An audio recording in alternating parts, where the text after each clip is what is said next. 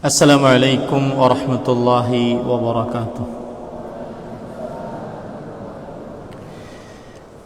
Bismillahirrahmanirrahim. Innal hamdalillah nahmaduhu wa nasta'inuhu wa nastaghfiruh wa na'udzu billahi min shururi anfusina wa sayyiati a'malina. Man yahdihillahu fala mudilla lahu ومن يضلل فلا هادي له وأشهد أن لا إله إلا الله وحده لا شريك له وأشهد أن محمدا عبده ورسوله. يا أيها الذين آمنوا اتقوا الله حق تقاته ولا تموتن إلا وأنتم مسلمون.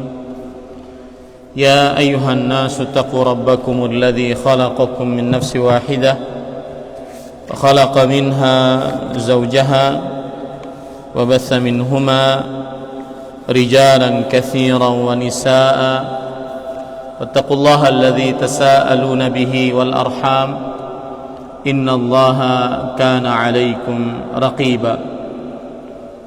يا أيها الذين آمنوا اتقوا الله وقولوا قولا سديدا يصلح لكم أعمالكم ويغفر لكم ذنوبكم ومن يطع الله ورسوله فقد فاز فوزا عظيما.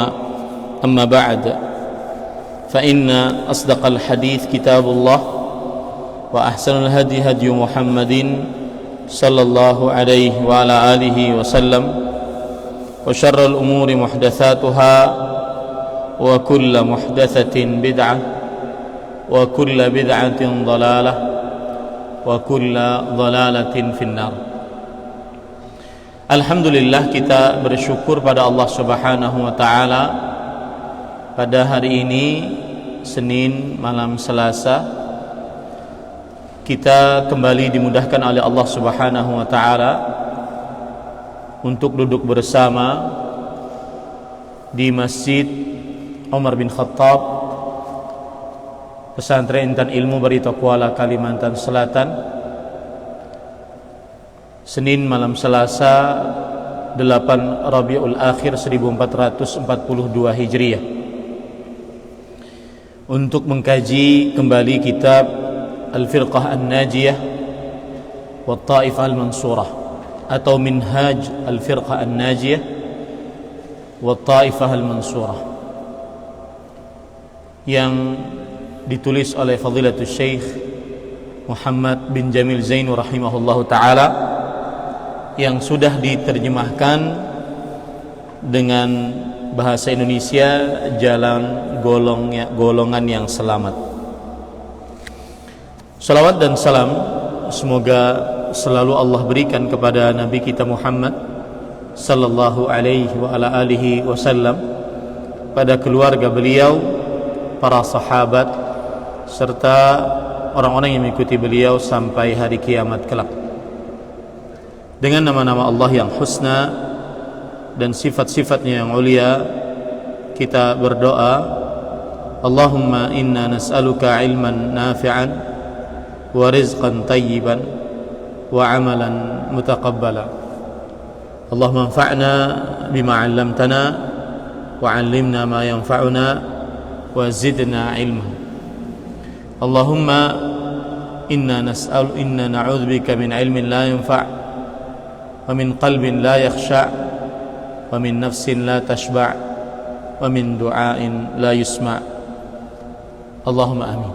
Wahai Allah, sesungguhnya kami mohon kepada Engkau ilmu yang bermanfaat, rezeki yang baik, dan amal yang diterima.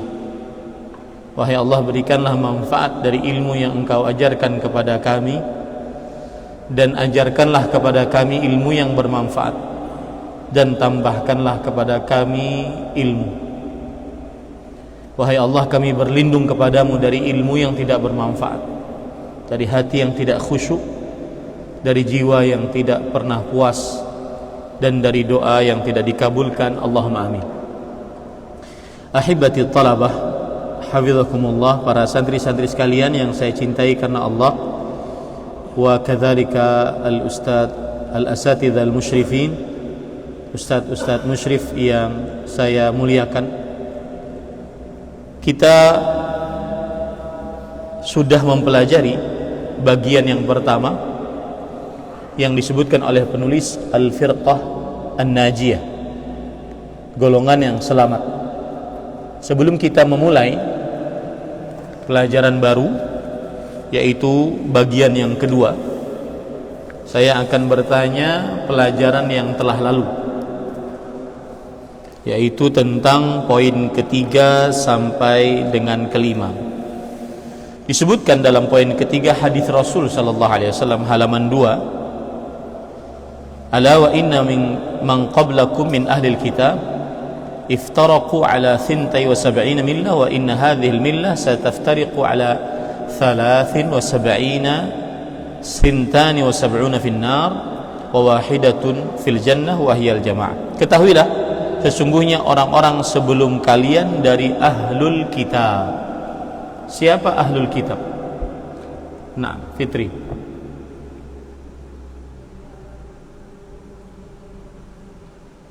Ahlul kitab adalah kaum Yahudi dan Nasrani. Kenapa mereka dibilang ahlul kitab?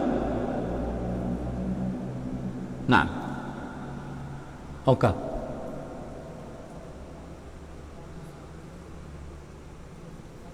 Karena mereka diberi Alkitab. Kaum Nasrani diberi kitab apa? Injil, yang diturunkan kepada Nabi Isa. Kaum Yahudi diberi kitab apa? Taurat, yang diturunkan kepada Nabi Musa. Pertanyaan selanjutnya, apakah mereka masih ada sampai sekarang? Masih. Apa buktinya mereka masih ada? Ini mungkin belum saya jelaskan. Buktinya adalah bahwa ayat-ayat yang diturunkan tentang kaum Yahudi, kaum Nasrani, maka merekalah orang-orang yang berkeyakinan sekarang ini seperti dahulu. Ayat-ayat yang diturunkan kepada kaum Yahudi dan Nasrani, merekalah orang-orang yang keyakinannya sama dengan kaum Yahudi dan Nasrani sekarang ini. Dan ini bisa menjawab pertanyaan tentang, Ustadz, bukankah disebutkan dalam surat Al-Maidah bahwa sembelihan ahlul kitab halal bagi kaum muslimin? Ahlul kitab yang mana ini? Maka jawabannya, ahlul kitab yang dulu dengan yang sekarang sama. Yang dulu mensyirikkan Allah subhanahu wa ta'ala, yang sekarang pun juga. Kaum Nasrani dahulu, mereka menjadikan Nabi Isa sebagai anak Tuhan, yang sekarang juga. Kaum Yahudi yang dahulu menjadikan Uzair sebagai anak Tuhan, yang sekarang pun juga. Wah Ustaz, masa sembelihannya halal bagi kita? Iya, sebagaimana surah Al-Maidah ayat 5, halal. Nah, kalau ada Yahudi, Nasrani menyembelih kambing, sapi, ayam, itu kan ayam-ayam datang kadang-kadang dari luar negeri, dari negara kafir. Halal tidak untuk kita? Apa asal hukumnya? Halal nggak? Halal. Meskipun Yahudi dan Nasrani yang menyembelih, halal. Kenapa? Karena ahlul kitab. Loh Ustadz, menyembelihnya bukan dengan nama Allah. Nah itu baru lain lagi. Kalau seandainya dia menyembelihnya bukan nama Allah, baru dia haram. Atau menyembelihnya bukan dengan cara menyembelih, tetapi dimasukkan mesin. Mungkin para santri pernah lihat di YouTube, masukkan mesin langsung digiling, maka itu tidak boleh. Tetapi asal hukumnya, kalau ada nih datang ke rumah kita, tetangga kita Nasrani datang ke rumah kita membawa makanan ayam, sembelihan dia, halal tidak? Halal. Berdasarkan surah Al-Maidah ayat apa? Ayat 5. Karena ahlul kitab yang dahulu, mereka lah ahlul kitab yang sekarang. Jadi jawabannya bagaimana? ahlul kitab yang terdahulu, merekalah ahlul kitab yang sekarang. Ahlul kitab yang mensyirikkan Allah dengan Nabi Isa, itulah kaum Nasrani sekarang. Paham ini? Nah, taib. Kemudian selanjutnya, ini penting. Dan sesungguhnya agama Islam ini akan terpecah belah menjadi 73 golongan. 72 golongan tempatnya di dalam neraka. Pertanyaannya, 72 golongan di neraka, ini orang-orang Islam atau orang-orang kafir? Syifa. Kenapa? Apa dalilnya?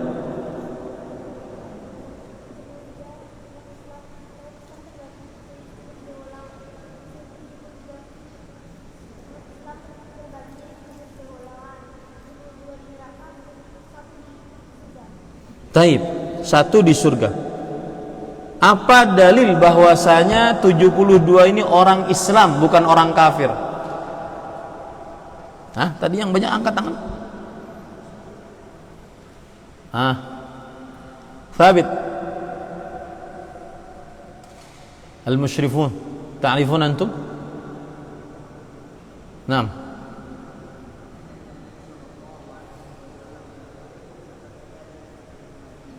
Lianna Nabi sallallahu alaihi wasallam qaal, karena Nabi Muhammad SAW bersabda, sataftariqu ummati, umatku akan terpecah belah menjadi 70 golongan. Kalau umatku berarti umat apa? Rasul sallallahu alaihi wasallam. Orang Islam enggak? Orang Islam. Ini penting, ya, dicatat baik-baik. Dalil bahwasanya 72 yang diancam neraka itu adalah kaum muslimun. Kaum muslimun. Taib. Pertanyaan selanjutnya, atau dalilnya, kenapa kaum muslimin? Apa dalilnya? Karena Nabi bersabda, akan terpecah belah umatku, itu dalilnya.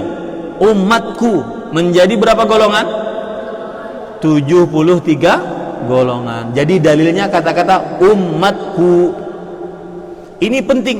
Kenapa? Karena berarti mereka orang-orang Islam, bukan orang-orang kafir. Kalau mereka orang-orang Islam, mungkin nggak mereka masuk surga? Mungkin. Ya, sebagaimana di dalam kitab Tauhid sudah kita pelajari bahwa yang mengekalkan di dalam neraka hanya dosa apa? Syirik dan mati di atas. Baik. Sekarang para ikhwan yang dirahmati oleh Allah Subhanahu wa taala, pertanyaan selanjutnya.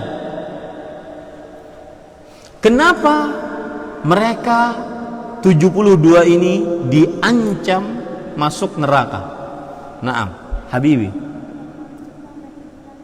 Karena menyimpang dari jalan Rasulullah sallallahu alaihi wasallam dan para sahabatnya.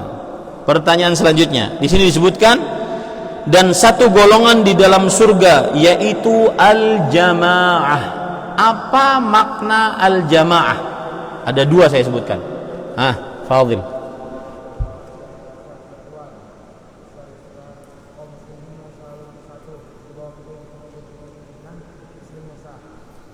Yang pertama adalah kesatuan kaum muslimin yang selalu bersatu di bawah kepemimpinan yang sah. Ada makna yang kedua. Naam, Rokan.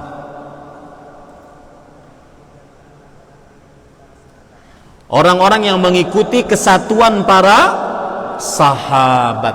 Pertanyaan selanjutnya, nama lain dari golongan yang selamat yang satu tadi, ada berapa nama saya sebutkan? Nah, Rendra.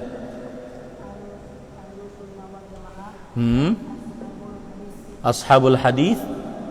Sudah? Itu aja? Taib. Ada 3 berarti. Al-jamaah. Kemudian apa? Yang nama yang kedua?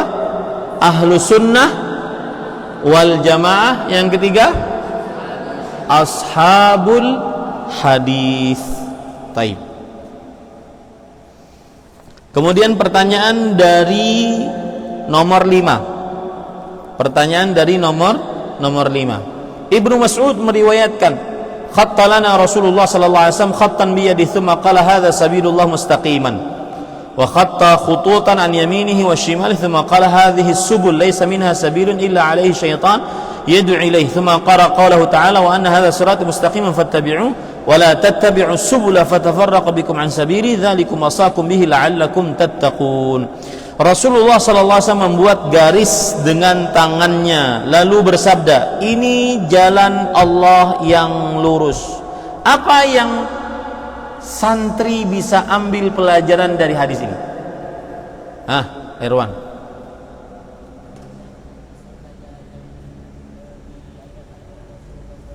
Betul, tapi bukan itu yang saya maksud. Nah, jalan kebenaran cuma satu. Agama Islam yang benar cuma satu, agama Islam. Saya pekan yang lalu menggambarkan konsep beragama. Konsep beragama yang salah, siapa yang bisa menggambarkan? Andika dari tadi ngangkat tangan, silahkan gambarkan yang salah. Yang satu silahkan gambarkan yang benar. Coba siapa yang dekat? Muhammad Abdul Khaliq, khudh hadzal qalam.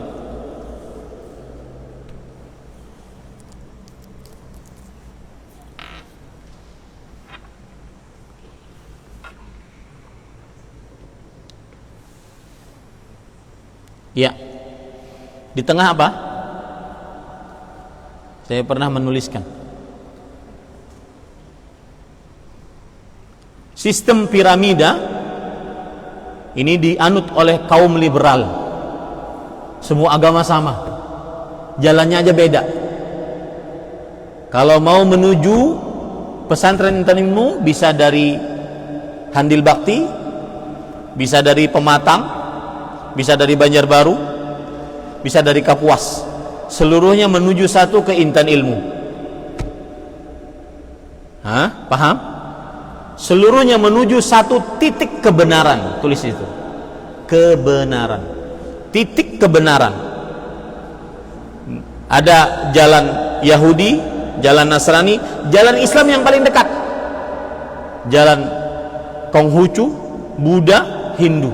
Ini keliru fatal. Dan siapa yang siapa yang berkeyakinan seperti ini, maka dia murtad, keluar dari Islam. Hati-hati. Nah, inilah jalan yang benar, yaitu konsep jalan yang benar, bahwa jalan kebenaran cuma satu, yaitu siapa? Islam yang dibawa oleh Nabi Muhammad sallallahu alaihi wasallam. Taib. Kita lanjut bagian yang kedua. Alhamdulillah selesai.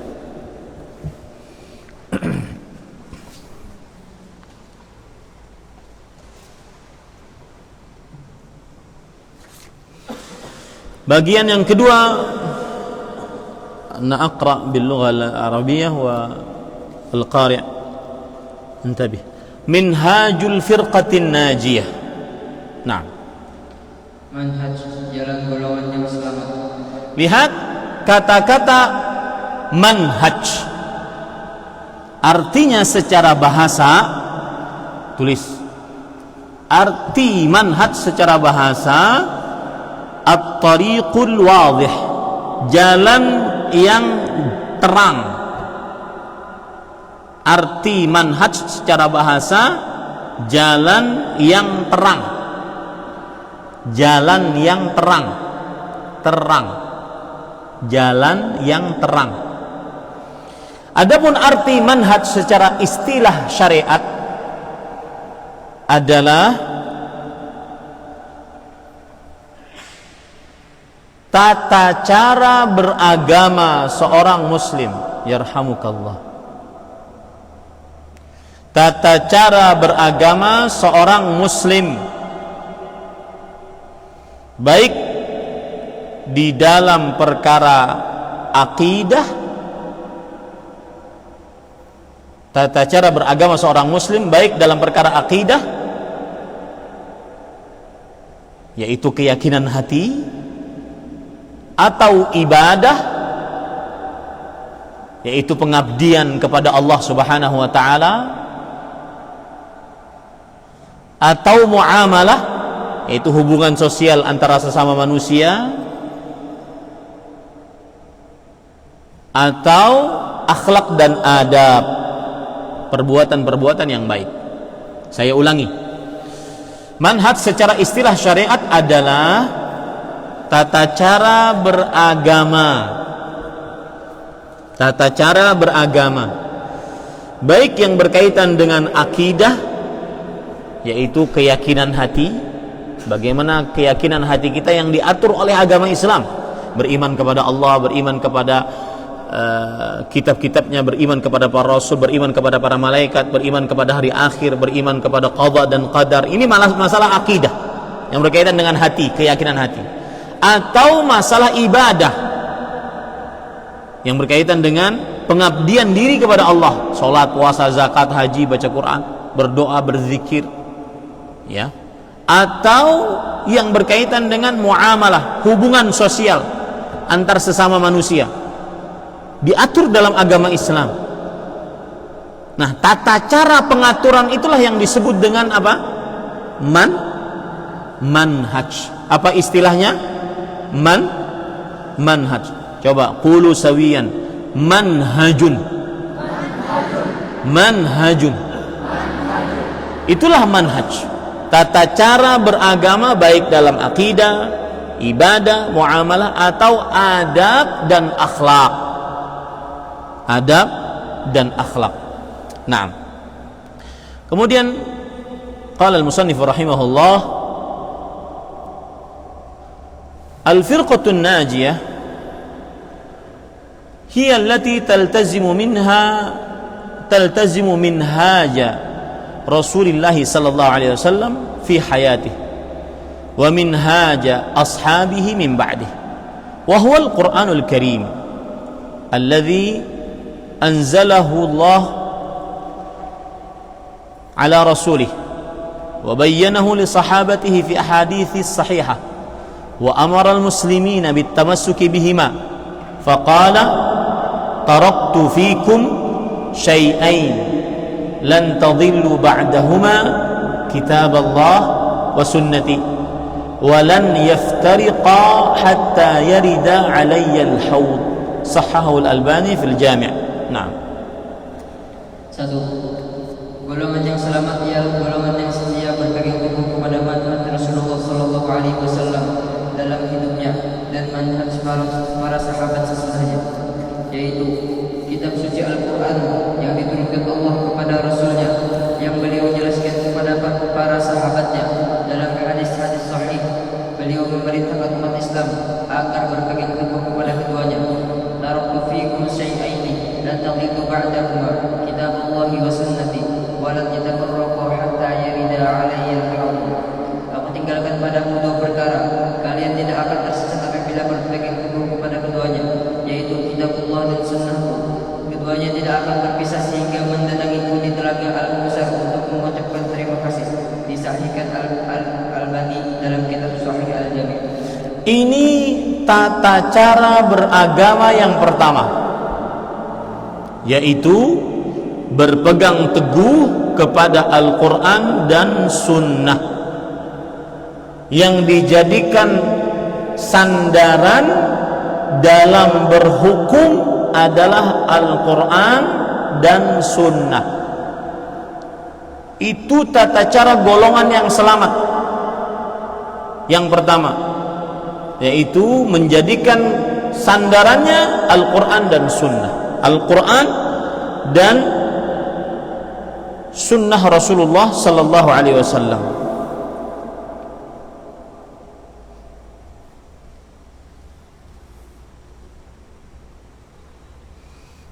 Dan sunnah yang dimaksud di sini adalah hadis-hadis sahih Rasulullah sallallahu alaihi wasallam. Makanya para ikhwah, perhatikan para santri sekalian, kalau ada sebuah permasalahan, maka yang dijadikan rujukan untuk memahami dan menjawab permasalahan ini apa? Al-Quran dan hadis. Kalau ada sebuah permasalahan, dalam permasalahan apapun, akidah, ibadah, muamalah, adab dan akhlak, maka yang dijadikan sebagai rujukan apa? Al-Quran dan hadis Rasul sallallahu alaihi wa ala alihi wasallam. Sekarang, apa yang dimaksud dengan Al-Quran? Ini harus dipahami baik-baik. Apa yang dimaksud dengan Al-Quran? Al-Quran adalah kalamullah ghairu makhluk. Al-Quran adalah firman Allah, bukan makhluk. Firman Allah bukan makhluk.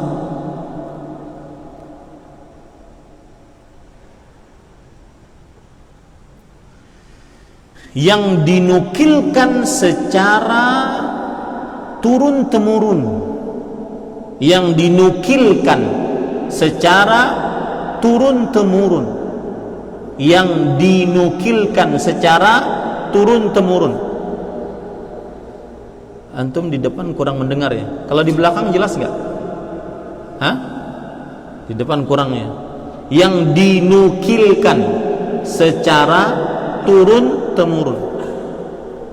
Yang dinukilkan secara turun-temurun. Jelas nggak yang di belakang? Kalau saya begini, lebih jelas mana? Begini atau begini? Saya pasang atau saya lepas? Lepas. Baik. Para ikhwah yang dirahmati oleh Allah Subhanahu wa taala, perhatikan baik-baik. Kalau dilepas berarti Ustadz antum harus teriak. Sampai mana tadi? Nah, Al-Quran adalah kalamullah, firman Allah, bukan makhluk. Harus catat itu, bukan makhluk. Nanti antum akan paham sendiri kenapa perkataan itu ada. Yang dinukilkan secara turun-temurun oleh orang banyak kepada orang banyak, oleh orang banyak kepada orang banyak, atau yang disebut dengan secara mutawatir, atau yang disebut dengan secara mutawatir. Jadi kita itu mendapatkan Al-Quran, Rasulullah SAW mendapatkan wahyu dari Allah, disampaikan kepada para sahabat. Para sahabat menyampaikan kepada para tabi'in. Para tabi'in menyampaikan kepada para tabi'ut tabi'in. Para tabi'ut tabi'in menyampaikan kepada imam.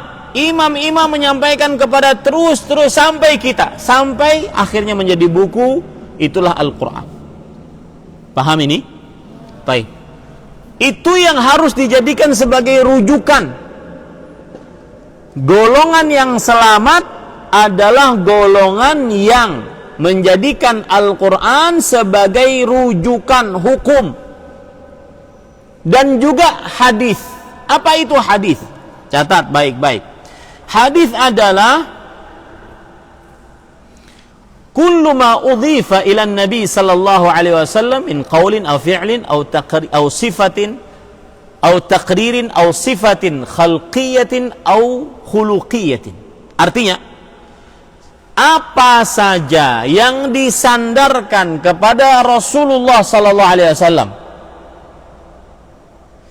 baik berupa ucapan, apa saja yang disandarkan kepada Rasulullah sallallahu alaihi wasallam, baik berupa ucapan atau perbuatan atau persetujuan. Ingat itu baik-baik, persetujuan.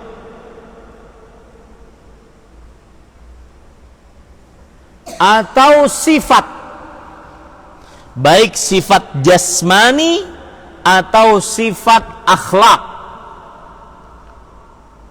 maka itu disebut dengan hadis.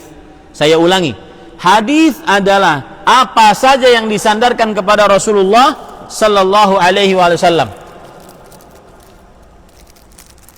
baik berupa ucapan, perbuatan, persetujuan, atau sifat, baik sifat jasmani ataupun akhlak. Itulah hadis Rasul sallallahu alaihi wasallam, dan itulah sumber hukum agama Islam, Al-Quran dan hadis, atau yang disebut dengan sunnah. Siapa yang berpegang teguh kepadanya, maka apa faedahnya? Tidak akan pernah sesat. Disebutkan ini dalam sini, aku tinggalkan padamu dua perkara, kalian tidak akan pernah tersesat apabila berpegang teguh kepada dua perkara tersebut. Apa dua perkara tersebut?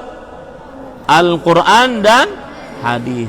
Jadi kalau saya tanya, apa sandaran hukum golongan yang selamat? Al-Quran dan hadis. Ya, Al-Quran sudah kita jelaskan, hadis juga sudah kita jelaskan. Dan ini kita harus yakini, bahwasanya orang yang berpegang teguh kepada Al-Quran dan Sunnah atau hadis-hadis Rasul sallallahu alaihi wasallam, maka tidak akan pernah apa? Sesat. Catat, yang dimaksud tidak akan pernah sesat adalah, yang dimaksud dengan tidak akan pernah sesat adalah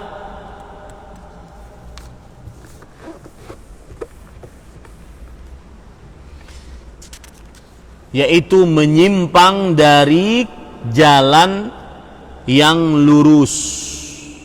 Menyimpang dari jalan yang lurus. Yang dimaksud tidak akan pernah sesat adalah yaitu menyimpang dari jalan yang lurus. Jadi kalau seandainya ada orang berpegang teguh kepada Al-Quran dan hadis selalu dalam hidupnya, tidak akan pernah menyimpang dari jalan Allah yang lurus. Ya, walaupun semua manusia menyelisihinya,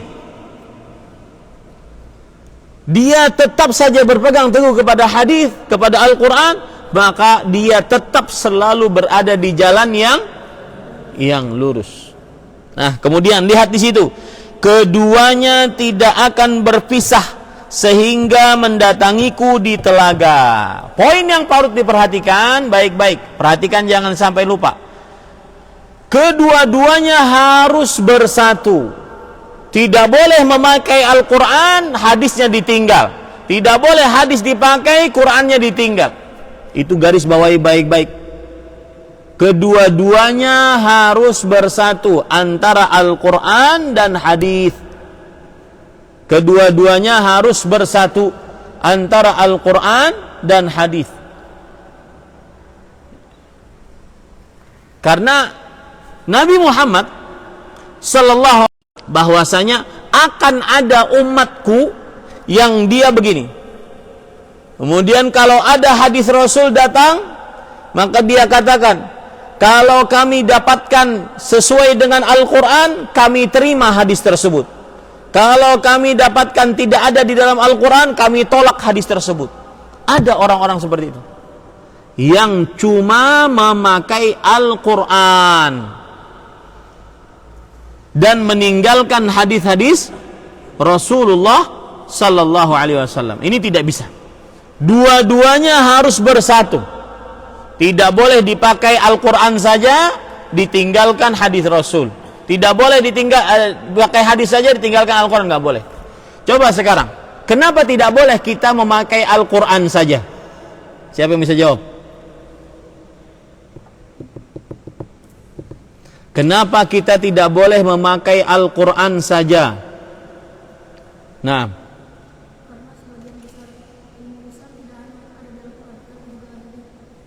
contoh, betul jawabannya. Karena sebagian besar ilmu Islam tidak hanya dalam Al-Quran, tapi juga dalam hadis Rasul. Contohnya apa?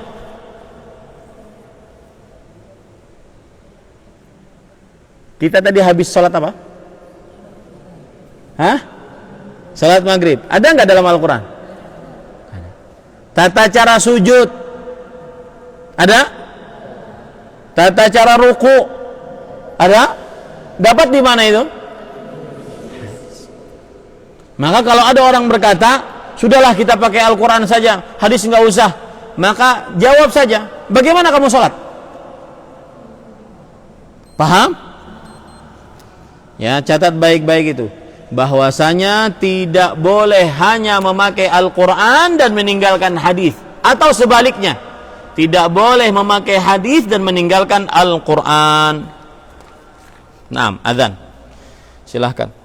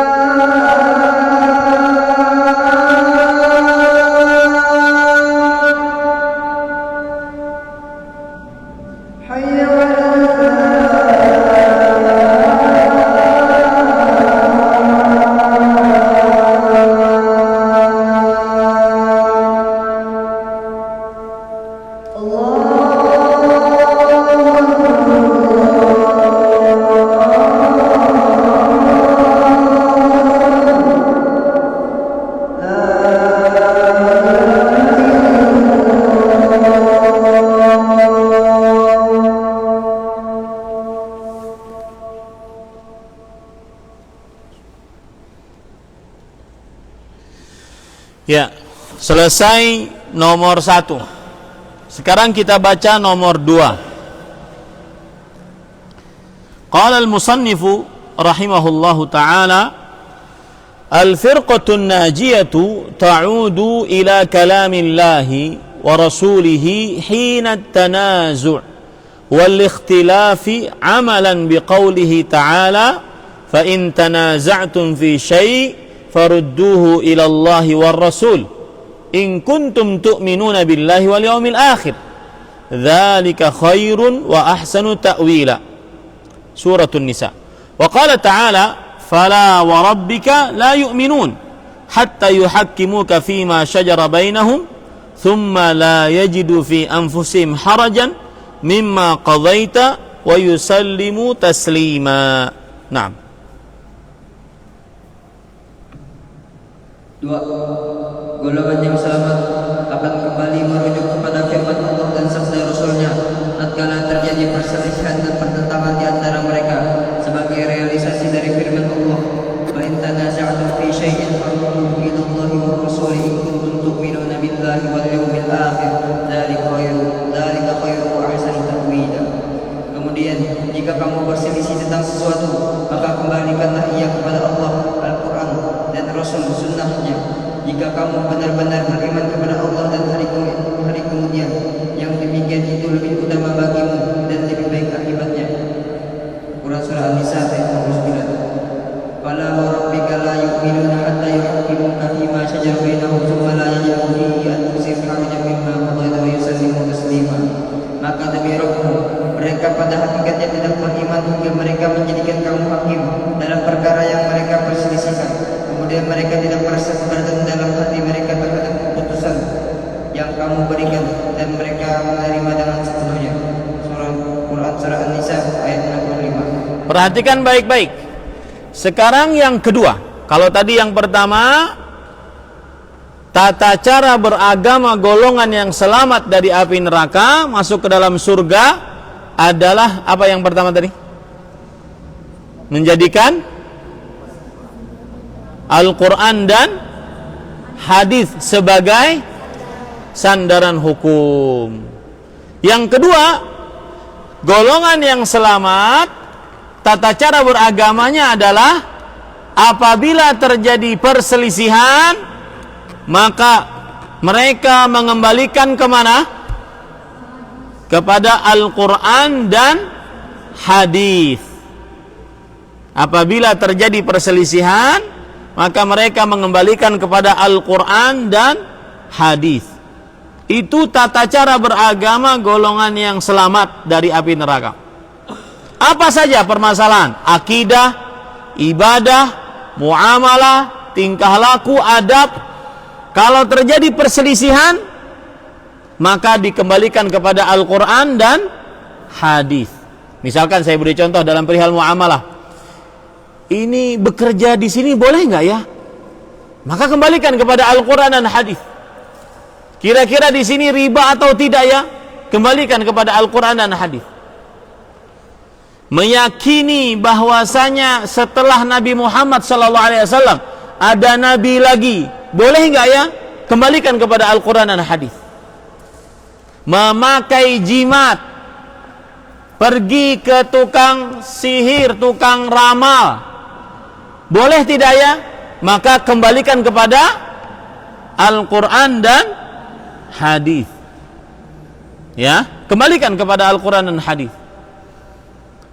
Menjadikan seseorang sebagai perantara antara seorang hamba dengan Allah. Misalkan ini saya mau berdoa kepada Allah, tetapi melalui perantara. Yang di belakang, Rehan, la tamzah, ma'aman bijanibihi, akil atau akbar, la tamzah. Jangan bercanda. Adabnya dijaga. Ya. Saya sering mengingatkan, adab dijaga. Karena itu tanda penuntut ilmu. Tidak boleh bercanda di majelis ilmu. Ulama terdahulu di antaranya Abdurrahman bin Mahdi.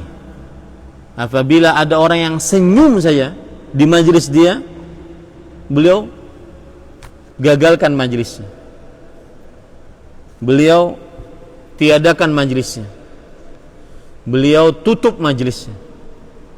Karena kita sekarang baca hadis Rasul. Masa dibacakan hadis Rasul, dibacakan ayat Al-Quran, cengengesan, bercanda sana sini. Beradab nggak kira-kira? Enggak. Jangan diulangi. Ya. Dan biasanya orang yang suka duduk di belakang itu kurang perhatian. Makanya para penuntut ilmu semestinya dia memperhatikan duduknya di depan. Dan terbukti yang duduk di depan perhatian, pasti dia dapat banyak.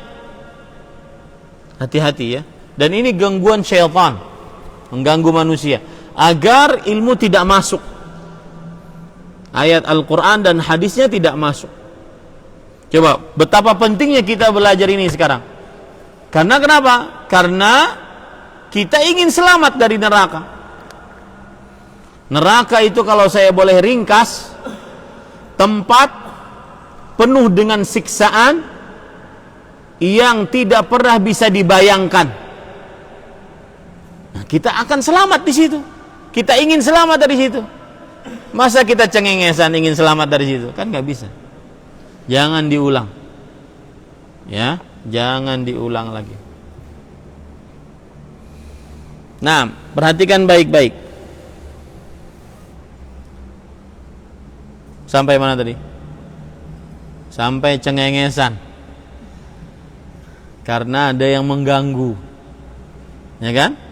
Akhirnya tadi yang bercanda berdosa karena mengganggu pelajaran. Saya sampai tidak fokus. Sampai mana para ikhwah?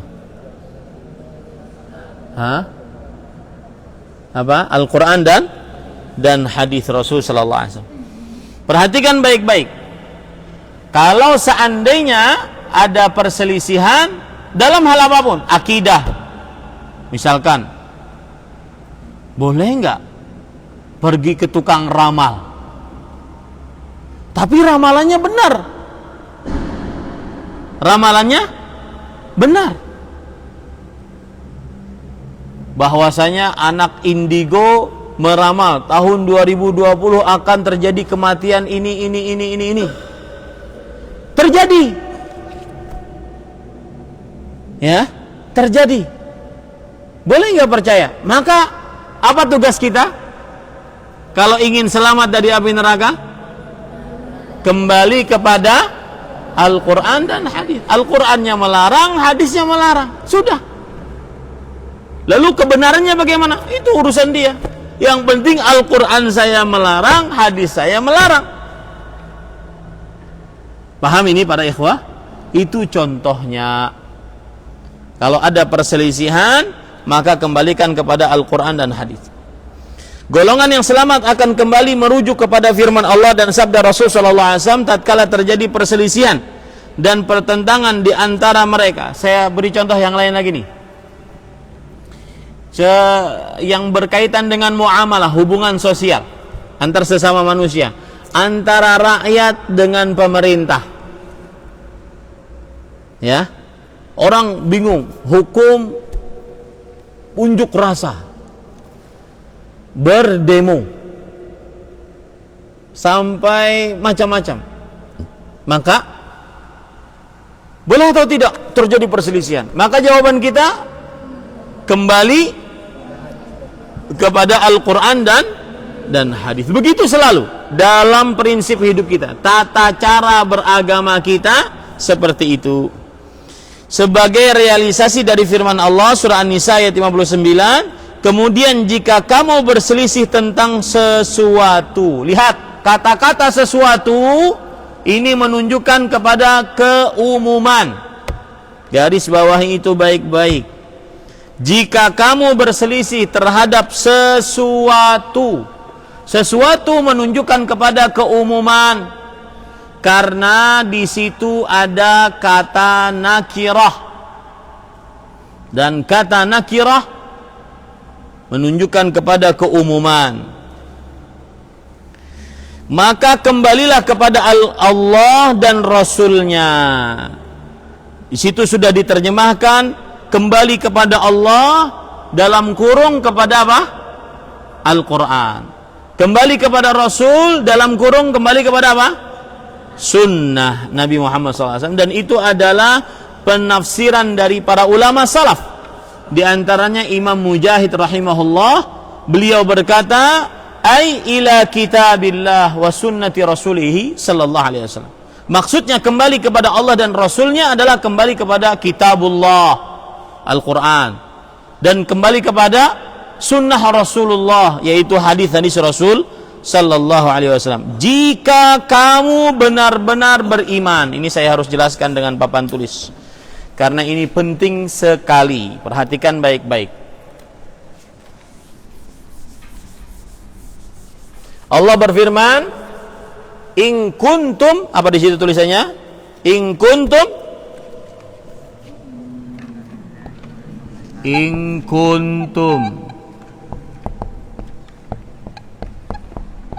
tu'minuna billah. Perhatikan baik-baik. Di sini kan ayatnya sebelumnya, jika kalian berselisih dalam sesuatu apapun, akidah, ibadah, muamalah, tingkah laku umum, ya, maka kembalikanlah. Lihat, farudduhu ilallahi, habis itu wa rasulihi, ilallahi war rasuli, war rasuli atau war rasulihi, war rasuli. Lihat, kembalikanlah, lihat di situ, kembalikanlah kepada siapa? Kepada siapa? Allah. Allah yang dimaksud di sini apa? Al-Quran, kitabullah. Kitabullah. Kemudian kepada Rasulullah. Rasulullah yang dimaksud di sini apa? Sunnah Rasulullah atau hadis, sunnah Rasul atau hadis. Lihat, kembalikanlah. Ini yang ingin saya tuju. Ini hukumnya wajib. Kenapa wajib? Karena ini kata perintah. Kembalikanlah, kata perintah. Ditambah lagi satu yang menunjukkan kepada kewajiban, yaitu in kuntum tu'minuna billah. Ini namanya syarat. Jika kalian beriman, wajib mengembalikan perkara perselisihan kalian kepada kitabullah dan sunnah Rasulullah sallallahu alaihi wasallam. Ya. Para ulama mengatakan bahwasanya kapan perintah itu dikatakan wajib? Jika ada syarat yang menunjukkan kepada kewajiban. Dan syaratnya ini berat. In kuntum tu'minuna billahi wal yawmil akhir. Jika kalian beriman kepada Allah dan hari akhir. Artinya, kalau ada perselisihan lalu tidak dikembalikan kepada Al-Quran dan Sunnah, apa yang terjadi? Berarti apa? Bukan orang yang beriman. Ini pentingnya syarat.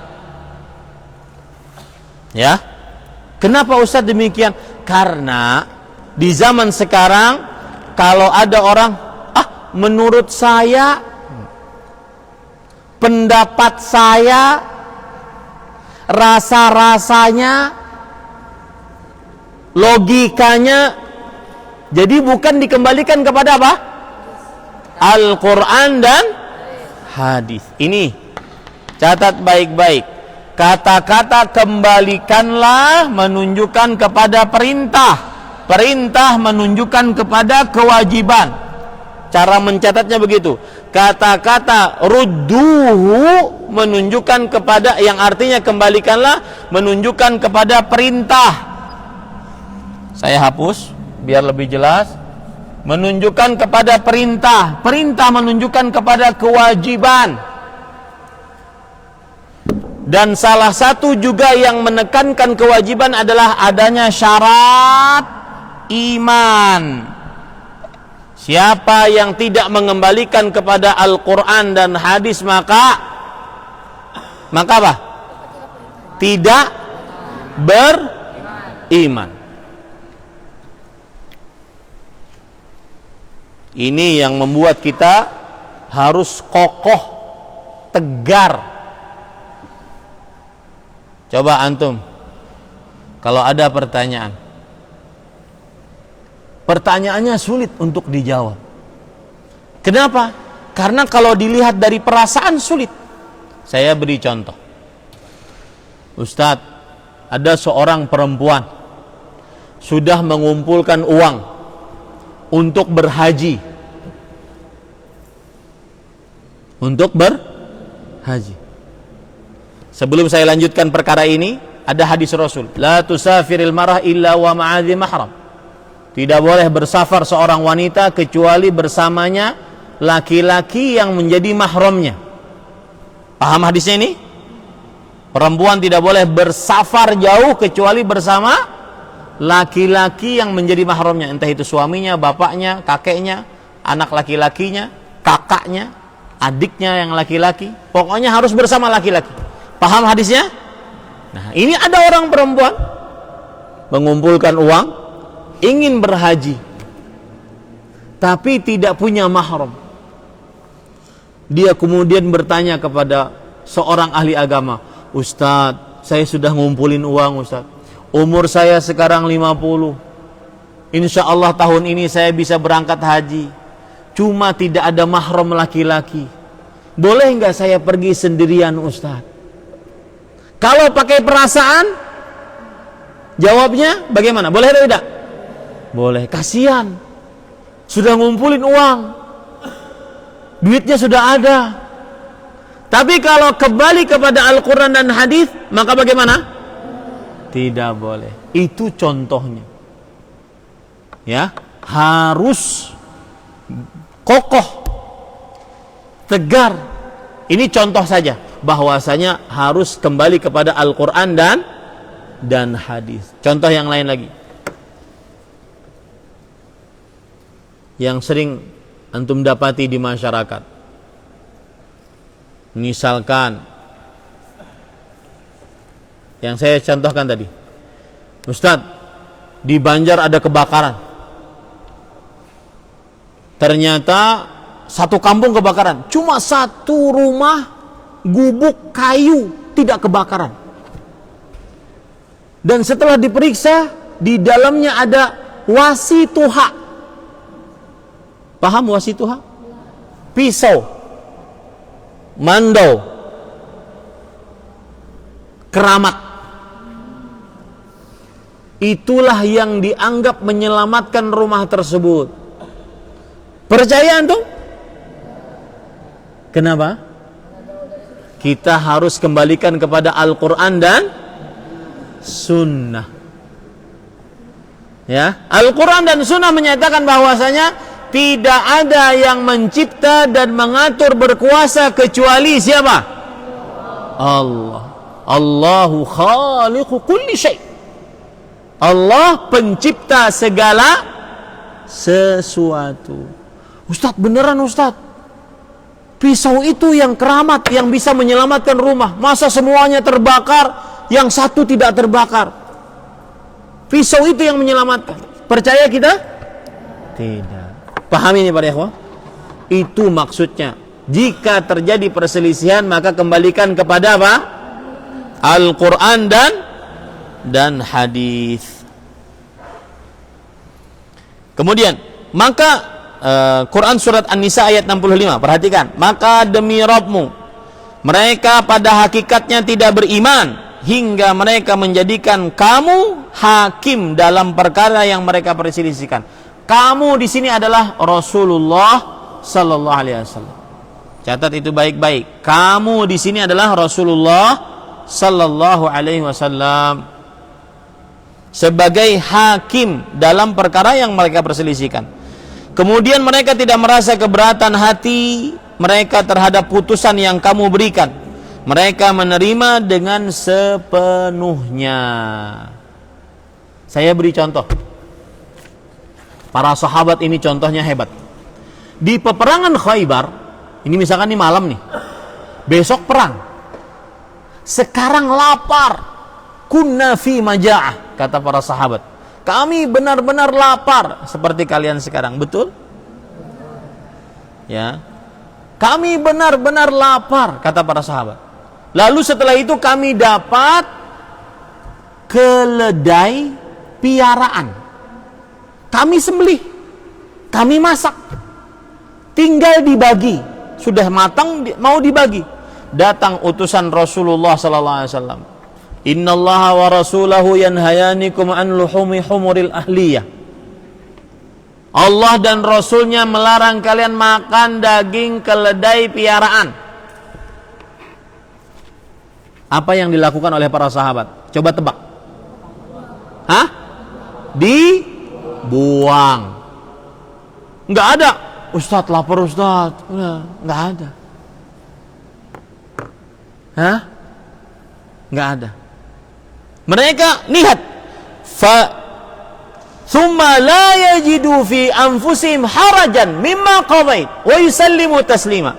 Kemudian mereka tidak merasa keberatan dalam hati mereka terhadap putusan yang kau berikan, dan mereka menerima dengan sepenuhnya. Begitu para sahabat.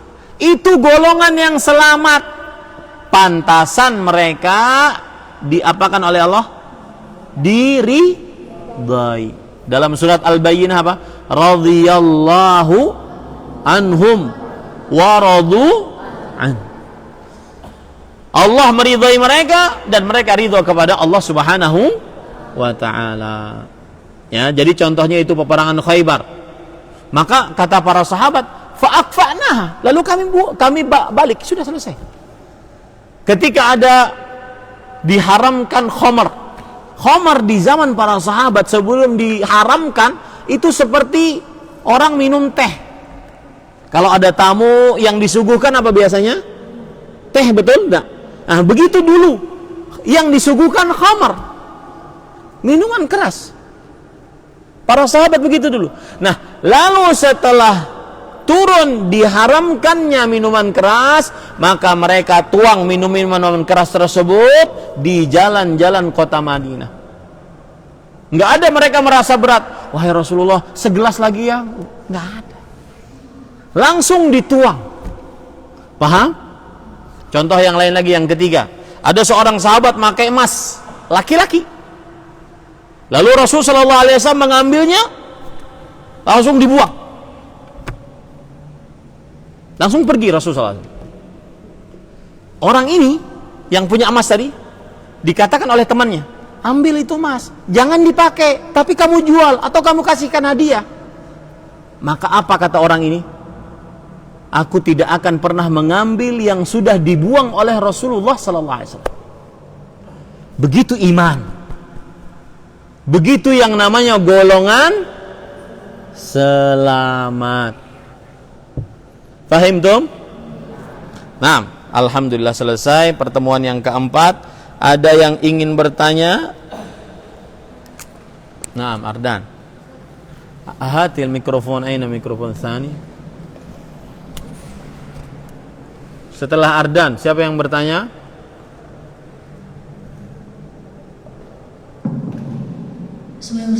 Waalaikumsalam warahmatullahi. Ustaz, kalau misalnya kita secara tidak sengaja bersandar ke hadis yang tidak sahih, hadis yang misal bid'ah, yang palsu, itu gimana Ustaz? Kalau seandainya kita bersandar kepada hadis palsu, sedangkan kita belum tahu sebelumnya, maka tidak berdosa. Allah berfirman dalam surat ayat terakhir dari surah Al-Baqarah, Rabbana la tu'akhidna in nasina aw akhtana. Wahai Rabb kami, jangan tulis kami jika kami tidak tahu atau jika kami lupa atau kami tidak sengaja. Naam, silahkan Adam.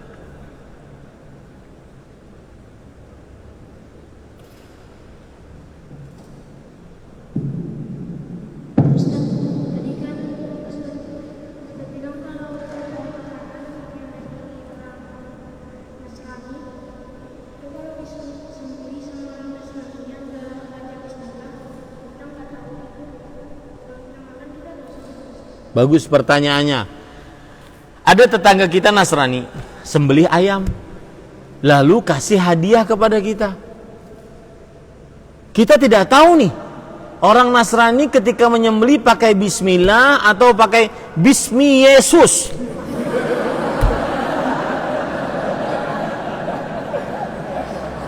Ya, boleh nggak kita makan? Apa jawabannya? Jawabannya, kalau kita tidak dengar dia menyembelih, yang penting sudah datang ayamnya ke kita. Entah dia menyembelih dengan nama apa, asal hukumnya sembelihan ini apa? Halal. Kecuali kalau kita pas dia menyembelih kita mendengar, oh, Bismi Yesus. Berarti nggak boleh dimakan. Paham? Kenapa? Karena Rasulullah SAW bersabda, "Man dzabaha li ghairillah faqad asyrak." Siapa yang menyembelih dengan nama selain Allah, maka sungguh dia telah melakukan kesyirikan. Paham Adam? Nah. Ada yang lain?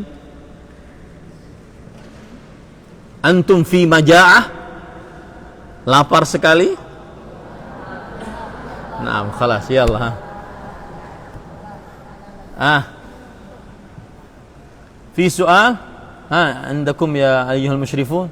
طيب أستاذ فازة يريد أن يسأل. آتي ميكروفون. Ustadz Faza ini ahli bela diri. Nah. Soal ada tanggapan yang tidak.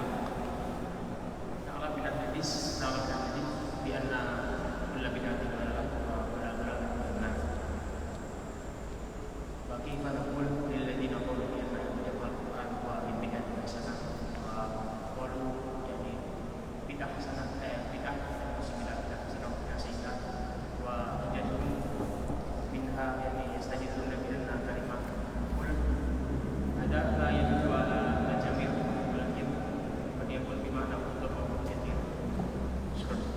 Barakallahu fiik. Fahimtum as-su'al? Lidzalika ta'allamul lughatal arabiyyah. Ya, harus semangat belajar bahasa Arab. Taib, pertanyaannya adalah bagaimana menjawab tentang pernyataan bahwa tidak setiap bid'ah sesat dengan dalil pembukuan Al-Quran. Al-Quran dibukukan di zaman Rasulullah SAW tidak ada. Bukankah bid'ah itu sesuatu yang baru? Maka mereka mengatakan, tuh Al-Quran dibukukan, itu kan baru. Maka jawabannya adalah mudah. Al-Quran dibukukan di zaman siapa dulu coba?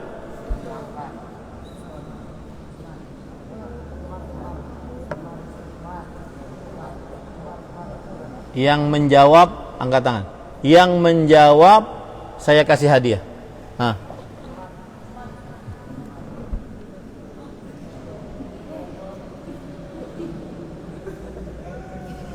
Barakallah. Jawabannya salah. Tapi kan saya bilang, yang menjawab saya kasih hadiah. Saya tidak mengatakan yang menjawab benar saya kasih hadiah.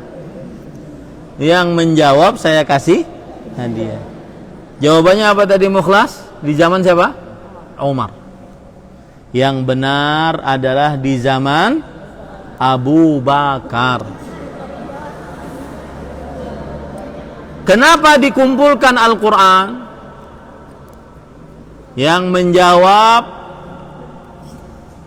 siapa? Rokan.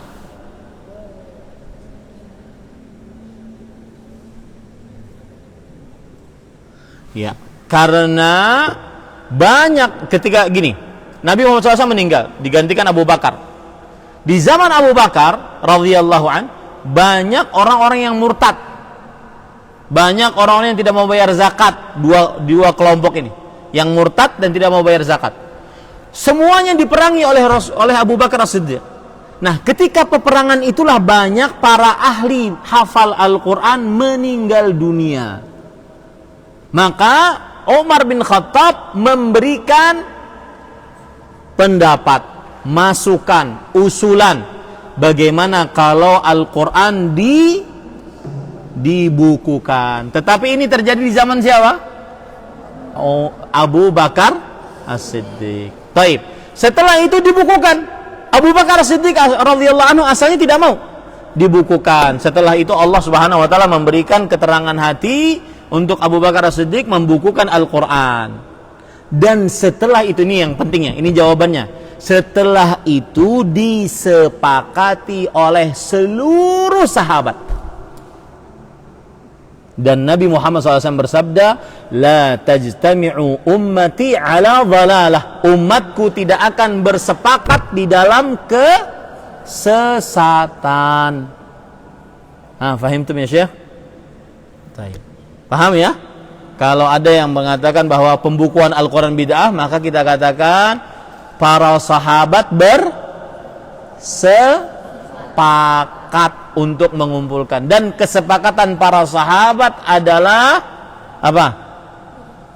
Merupakan sandaran hukum, karena tidak mungkin para sahabat bersepakat di atas kesesatan. Paham ini? Baik. Kemudian permasalahan yang kedua, saya cepat saja karena sudah waktunya. Kullu bid'atin dhalalah. Setiap bid'ah sesat. Ada yang mengatakan kullu itu bukan kata yang menunjukkan kepada seluruh, tetapi menunjukkan kepada kebanyakan. Berarti ada yang bid'ah yang hasanah. Paham sampai sini? Maka jawabannya mudah, bahwa Nabi Muhammad SAW, ini penting nih, Nabi Muhammad SAW mempunyai 3 sifat di dalam diri beliau. 1, beliau orang yang paling fasih di dalam Al-Quran, di dalam bahasa Arab. 2, beliau orang yang paling sayang kepada umatnya. 3, beliau orang yang paling bertakwa di hadapan Allah. Maka ketika Rasulullah SAW mengucapkan kullu bid'atin dhalalah, itu berarti sesuai dengan kefasihan beliau, sesuai dengan kasih sayang beliau terhadap umatnya, mencegah agar jangan melakukan perbuatan bid'ah, dan sesuai dengan beliau sangat menginginkan kebaikan dan ketakwaan untuk para sahabat, para umatnya. Ini jawaban pertama. Jawaban yang kedua, bahwa tidak benar, kullu tidak menunjukkan kepada setiap. Kenapa? Karena Allah berfirman, kullu nafsin dha'iqatul maut. Setiap yang bernyawa pasti akan merasakan kematian. Ada yang tidak mati? Kullu syai'in halikun illa wajhah. Segala sesuatu pasti mati, binasa, kecuali wajahnya Allah Subhanahu wa ta'ala. Maka kullu adalah yang menunjukkan kepada seluruhnya. Jawaban ketiga, kalau dilurus banyak jawabannya. Jawaban yang ketiga, para sahabat memahami bahwasanya setiap bid'ah sesat. Siapa? Abdullah bin Umar, beliau mengatakan kullu bid'atin dhalalatun wa in ra'ahan nasu hasanah. Setiap bid'ah sesat meskipun manusia menganggapnya baik. Dan pemahaman para sahabat lebih didahulukan. Kenapa? Karena mereka belajar langsung dengan siapa? Rasulullah. Fahim tu ya Syekh? Baik. Ini yang bisa kita sampaikan. Subhanakallah bihamdik, asyhadu an la ilaha illa anta astaghfiruka wa atubu ilaik. Wa sallallahu nabiyana Muhammad walhamdulillahi rabbil alamin. Wassalamualaikum warahmatullahi wabarakatuh.